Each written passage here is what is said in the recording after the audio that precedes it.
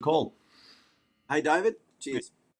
So today we're going to be talking about a pretty exciting topic. So I've asked Rolf to join us. He's from Tangent Design, and we're going to be talking about the topic, which is flashing across the screen right now, which is to how to successfully create, manage, and grow your brand. Now, I asked Rolf to come on this call for one very specific reason. We are in a marketplace now where recruitment has become a hot potato. And people are challenged by how do I find staff in a recruit short market? And ironically, this is exactly the same problem that people have when they're marketing their business and they can't find customers who are willing to pay the price of their service or product. And it does come down to how people see you in the marketplace. So first thing I'd like to do is welcome Rolf to the call. Maybe Rolf, give us a bit of a story about you. Well, we've been running Tangent Design for 25 plus years. We're a full service studio, I suppose, below the line. So we take care of brand creation, growing and managing those brands, and then delivering the marcoms across various channels, whether it's digital or print or socials or whatever the collateral required for those brands is. And we've done that, sustainably over a very long period of time, developing a lot of long-term relationships with our clients, because you very rarely, marketing is not a one fix solution. It's an ongoing conversation. It's an ongoing partnership with clients. So we like to really learn our clients' businesses, and actually not just learn them, but have a bit of sync with them, so that we actually like what they do. It's very hard to promote and sell something if you don't believe in it. Always said I'd never do work for the casino, but we have done some associated work with kitchen design and bits and pieces, some of the retail outlets in those places. But yeah, you have to be sympathetic and also in line with the brands to make them work. And we've done that over a long period of time. We've worked with heaps of businesses, from small to SMEs, anything from 2-3 person businesses up to hundreds. So we've done a lot of branding for the Spring Racing Carnival over the years. We used to do all the corporate event promotions for them.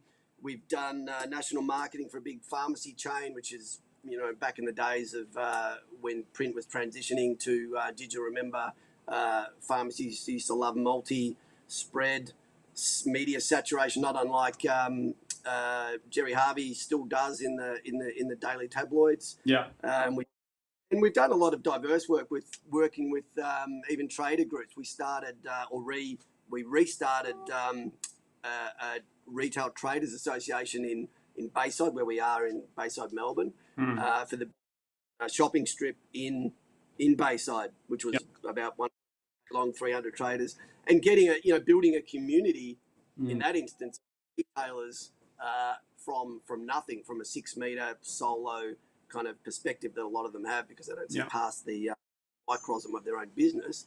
So those different, very diverse in marketing, no matter the size of the client or the type of the client, the commonalities between all that marketing is the same. And that's what's kept us going for all these years, the constant reinvention and the constant challenge. So look, today's topic is really about around this idea of a brand. And when I first started with working with small business, we used to sort of poo-poo the whole brand thing and say, look, when you're small, don't spend money on brand, spend money on direct response marketing. If you can't measure it, don't do it. And what I've started to realize is that's fine when you are just looking for leads, or when you are just looking to get clients. But now we're talking about a market where you need to differentiate. And people, you need to answer the question, why would I buy from you instead of your competitor in both markets, which is in the consumer side, so the customer, but also in the employment side, which is the recruitment. And so when we're in a market right now where there's not enough candidates coming in looking for jobs, and they're all shopping around, so it's a shopper's market. They go, I'll decide if I work for you, how much are you paying, what are the conditions? All of a sudden, brand comes into the equation. So tell me a bit about your view of what small businesses are doing well with brand at the moment, and where do you think they need to start to focus their energies? Well, it's a really interesting question, David. And you talk about the branding and where it starts. Like, some businesses will start not necessarily with the brand, as you have promoted to them. They'll start with the networking opportunities, the opportunity to sell that brand. But what you're really talking about here is something that we call design led, and this is something that's been internationally proven in the US, in Europe, and consistently across top companies. I mean, we're talking about a different group of businesses which are very small opposed to the large corporate, but the same principles apply. And there's a really good group in Australia called the Design Business Council that's done a lot of research in this area. And it's proven. So essentially, how that ties back to your question is, I would actually take the opposite approach, that to successfully sell externally and successfully attract quality internally, your business be design led from day one.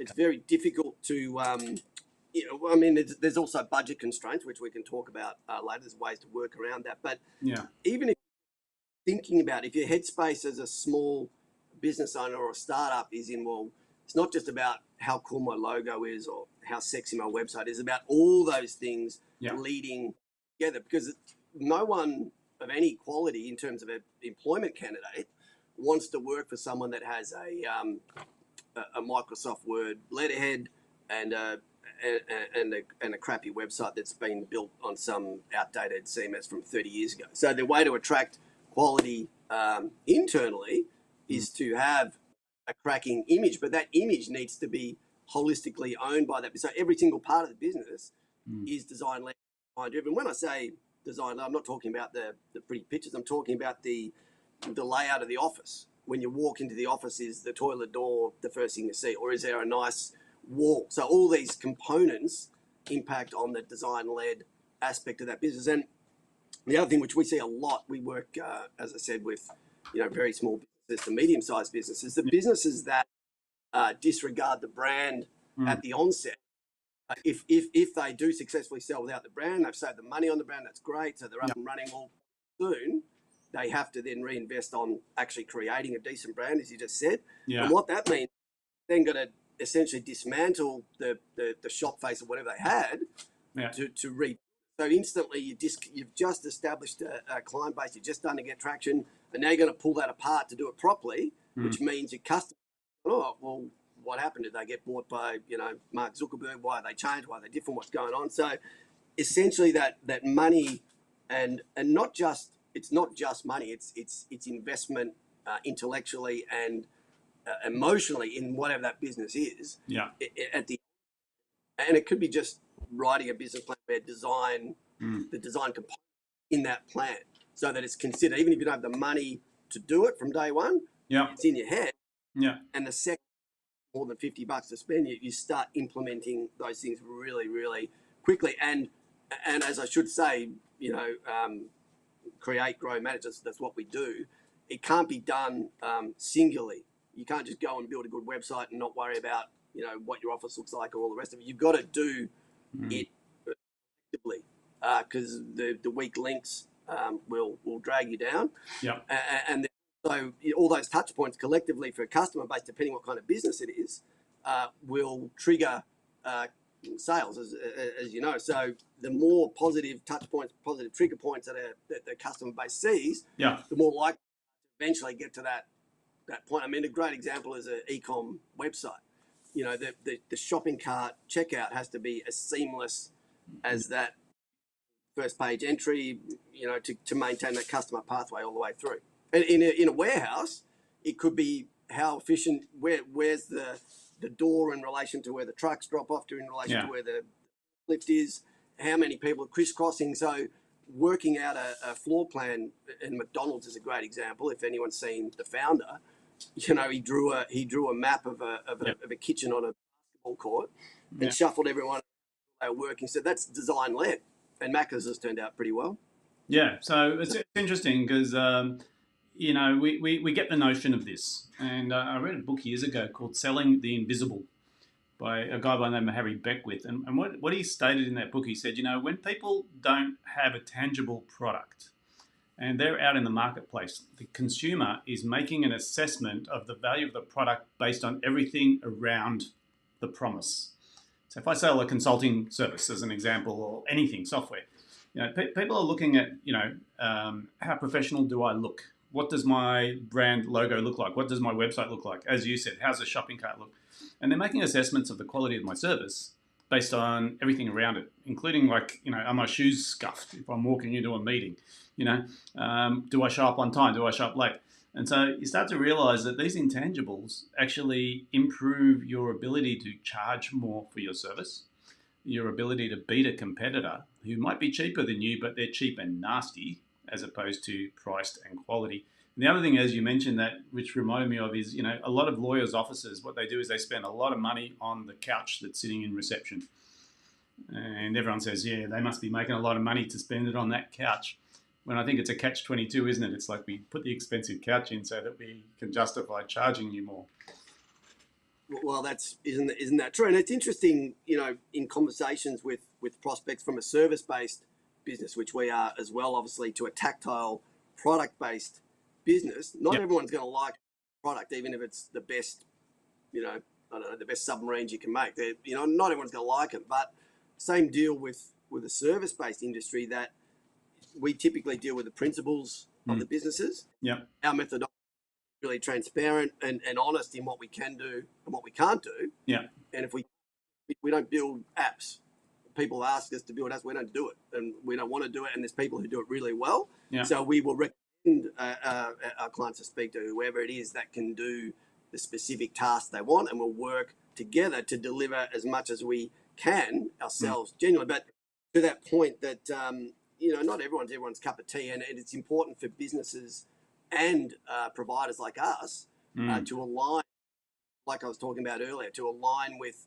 a business where you're on the same page as the principals, and they understand the service provision. We understand the goals of what those deliverables are, and that's win-win-win. Otherwise, I'm not interested in wasting clients' money and pissing it up against the wall, which can happen. And generally the bigger the business, the more chance of wasted funds.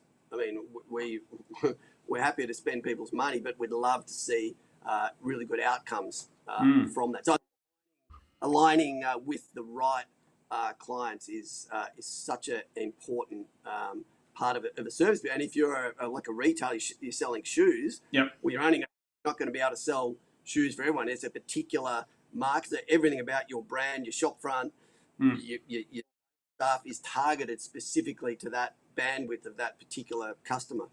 So let's get to the nitty gritty, Rolf. How can you tell if your brand is doing you a disservice? How can you tell? As a business owner, what are you looking for? What are the clues that your brand is actually not serving you well?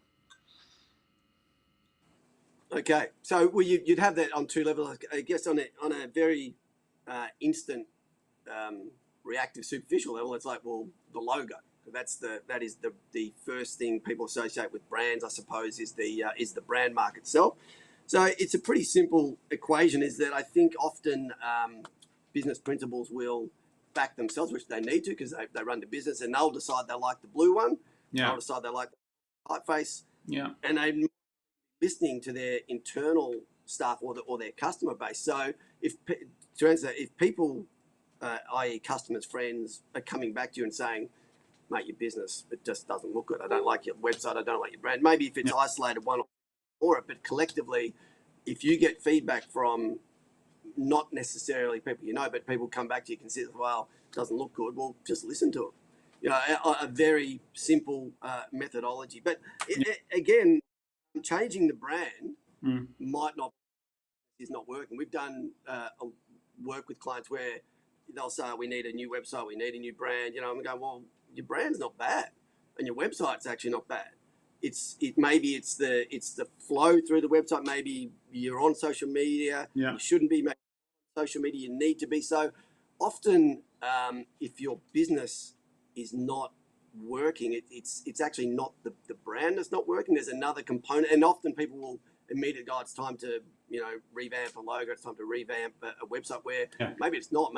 Maybe your money is spent in other, and we've actually said that to clients. I don't think you really need to rebrand. Don't blame your logo. Don't blame your marketing. It's something else.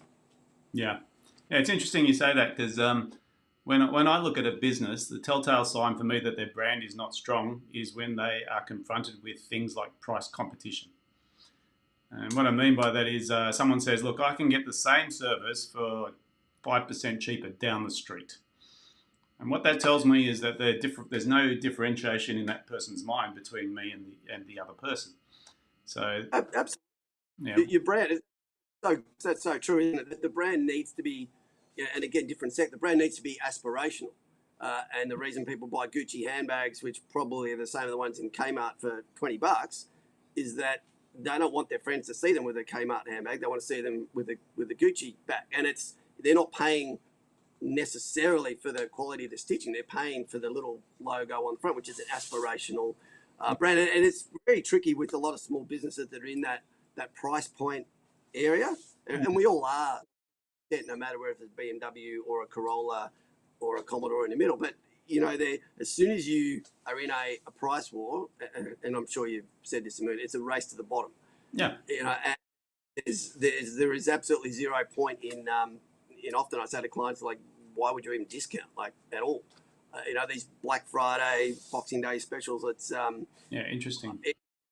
Yeah, Yeah, generate sales. yeah. You talk about these sales, and it's perpetual, isn't it? You get to a point, like Anaconda as an example. They've been on sale from day one, right? And everyone thinks that they're on sale when they go in there because they're always on sale, and the pricing doesn't necessarily change at all. It's just that it looks like it's on sale. JB Hi-Fi has done this for years. Super Cheap Auto, Bunnings. You can name all these big brands. You say their brand is about being a discounter, but they're not a discounter. It just makes people feel that they're getting a good deal. So I suppose when you talk about brand and when I hear you speak about this, I say, well, what's the message that you're trying to convey to your market? Do you want to be seen as a competitive person? Do you want to be seen as an elite person? Do you want to be seen as a Gucci? Do you want to be seen as a Bunnings? What is it, and how are you communicating that message? And I think that's where what you've been describing really kicks in, because for a lot of small, medium business owners, they don't even think like this. All they think about is, where do I get my next client? Or how do I find my next recruit? Or how do I handle the chaos that I'm in? When they don't even realize part of the problem is because their brand is telling the wrong message to the market. Well, that's actually so spot on, isn't it? And there's nothing wrong with being a commodity-based business like an Anaconda or a BCF or a Bunnings or Amart or all the rest of them. If you choose to be in that path, it's Yeah. still viable. Businesses have proven that they can operate on volume, not so much margin, and that's a great business if that's what you want. But the one of the exercises we used to do, we still do it to an extent, but and other studios use it as well, is when you're looking at your brand. Yeah. To analogy, I love cars, so and a lot of these people who run businesses have a brand car or whatever. That, how do you see your business in terms of, is it a Ferrari, is it a Commodore, is it a Toyota? And when people think of the context of their business in that light, of course that correlates to the target base of who they're pitching to. Yeah, so right. if they and unfortunately, most people will say, "Oh, my business is a Ferrari." Well, it's lucky to be it's not even a double-decker bus. It's so you've got to be honest in that perception of how you see yourself, or how you wish others business. But you've got to really create the brand around that perception. Like, there's no point building a really high-end brand if you are Bunnings. It's all about media saturation, and they'll rely on a percentage return. I mean, SMM, social media marketing, SEM, search engine marketing. Typically, and you'd see the stats, and if you're getting 1 or 2% returns, Yeah. that's cut it for a small business. But for Bunnings, 1, 2, 3%, that's more than enough out of a coverage of millions, 28 million people. That's enough to really make good coin. So they're not, they're operating on that LCD kind of concept. Yeah. And they're massive marketing department. Yeah, you talk about Bunnings, and their tagline is lowest prices every day, or lowest prices are just the beginning. And in reality, when you do a price check, they're not necessarily the lowest prices at all. So, No. how does And that? so just another really interesting thing for businesses, Yeah. which you may be talking to, who are selling to Bunnings or Anaconda or any of those big chains, that in how, we shouldn't keep saying Bunnings in case they're listening as well, but they don't just make money out of bulk sales at good prices. They make money out of screwing their suppliers, which is Coles, they all do it. So they'll go back to the supply, obviously, and crunch, crunch, crunch. So very careful, and a lot of our clients are in this situation where they do sell to large retailers, chains, whatever. Yes. That once they're in there, it's very hard to get out of that boat, and it's like a kind of a tightening of the noose. You got to be careful what you wish for in a lot of those regards. Well, it's like on that topic, right? We deal with a lot of people who deal with the Myers and the Coles and these big brands. And inevitably, ironically, the bigger brands can screw the supplier because of the brand, right? So they're using their brand to actually get a better price from suppliers. And this sort of comes back to what we've talked about why would I spend money on my brand? Well, all of a sudden, we've just had this conversation around be careful of these big guys because of their brand. They can actually screw you on price.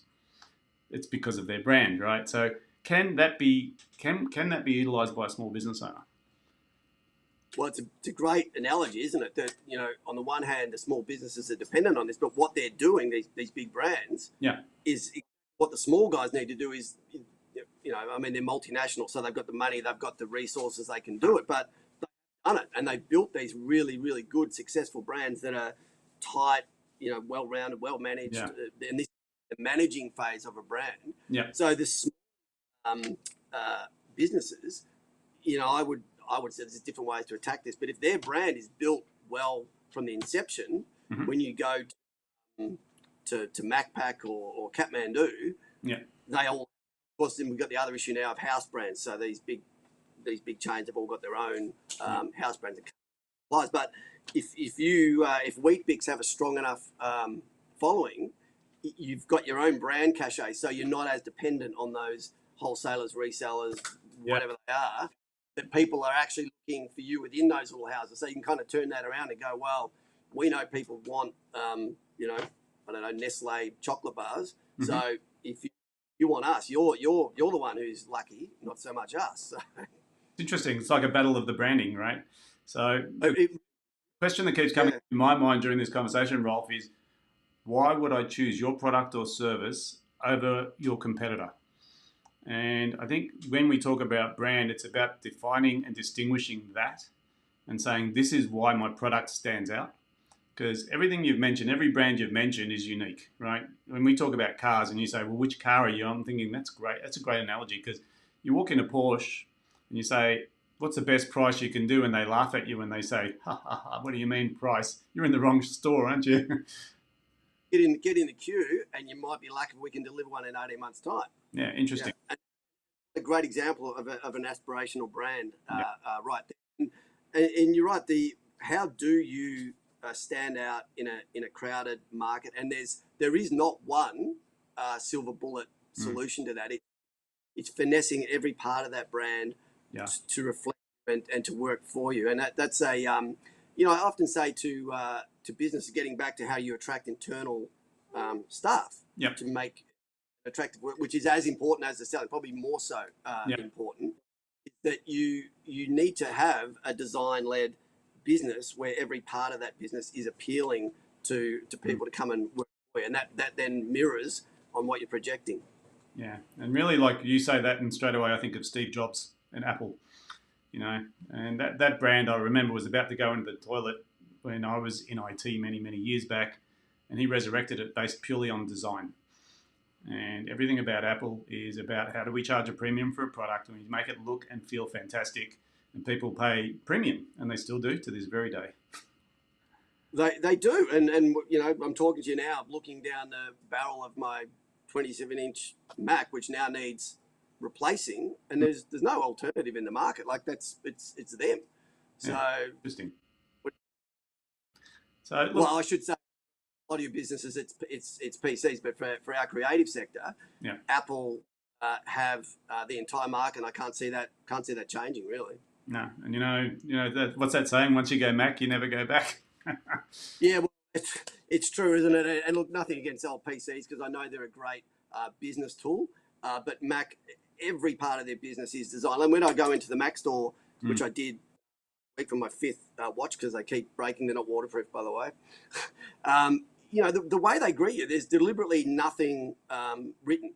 on paper. You know, obviously they sell digital. So Mm. every part of that business, there is no a piece of paper anywhere, and there never will be. And every time you get a new watch or a new computer in the last 10, 50, you'll notice there's less and less documentation that comes with that. And the resources that would have gone into that behind the scenes would be probably in the billions. So to the point now that there is no instruction manual that comes with any computer. Like if you can't turn it on, work it out just by looking at it, then they're not even interested in selling it. And that goes through their whole process. From the minute you get in there, it's seamless the way they're created. All the guys, everything's on brand. Like if you've got a store or a company where half your staff are in blue polos with logos, the other half are in brown ones, the other half don't care. So little things like that. I mean, look at Mac. You can't work there unless you fit that bill. I mean, they're not a uniform like Coles or Woolies staff, but it's so consistent. It's a casually managed brand, which is managed to an upteenth degree. They're happy with staff to have tats and piercings and all the rest of it because that's on brand. Yeah, right. So let's bring this back to the small business owner because we're talking about these big brands and everyone goes, yeah, that's great when you've got millions and billions of dollars, and it's like a chicken and egg to me, right? It's like, well, which came first, the design of the brand or the exclusivity of the brand? And definitely under the brand. Oh, so that's what I was going to mention earlier. Yeah. Is that the internal way to manage that? Often we see this with stakeholders in small business, anything up to like maybe 20, a business of say 20 people, turning over maybe 15 or 20 mil, is that they tend to micro manage a business of that size because you just can. Anything beyond that, you can no longer, you just can't micromanage that. So one of the biggest paralysis factors in growing a brand and developing a brand is that at some point you've got to trust your sales manager or your marketing manager, internal, whatever your internal assets are.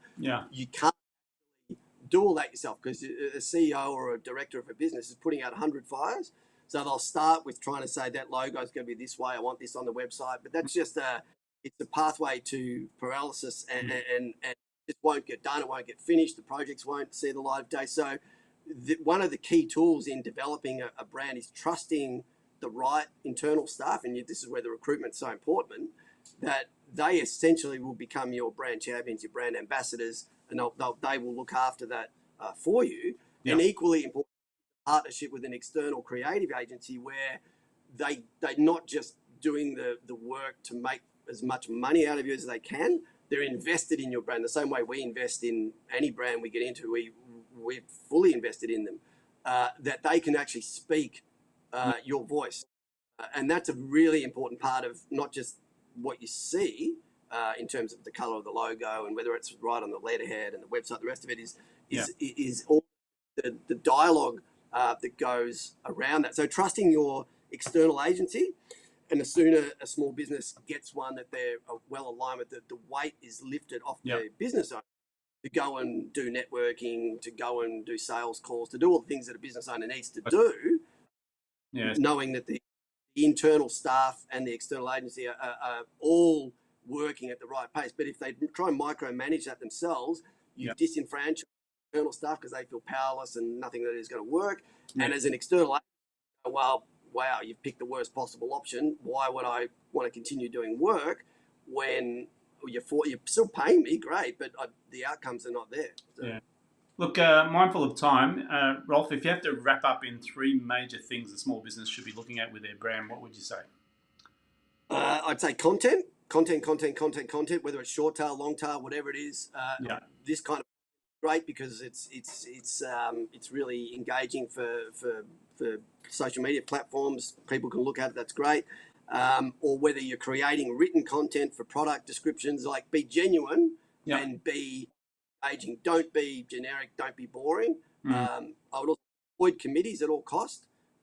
Don't take a logo home and show it to your wife and ask her if she likes it. Like, back yourself and back people who have an informed opinion. Partner with a great agency who have a good agency are professional and you're paying them. So listen to what they're telling you. And if you think they're full of crap, we'll find a new one. Partnering with the right agency is so important. And also, I call it wet fart marketing. Wet fart. It's like, I want to be on TikTok, I want to be on Insta, I want to be on Facebook, and then let's go and spend 50 grand on an outdoor super site billboard campaign. Well, just like a wet fart, you're going to make a bit of noise, draw some attraction, but in the end, you're left with a mess that you got to clean up. You know, and because it's just soloed marketing. So you've got to really spread your assets out. Sorry if that's a distasteful note to end on, but I've got a picture in my mind, but anyway, I appreciate how we've closed this all off in a wet fart. Exciting. Rolf, look, I want to thank you so much for your time. I know you could probably keep going on this, and I think if anyone would like to reach out to you, Tangent Design, Rolf Preston. I guess these days just Google Rolf Preston Tangent, and we'll find you. And we'll also make sure that they can access you through this recording as well. So, bottom. yeah, really appreciate your time. Thanks, David. Cheers. Cheers.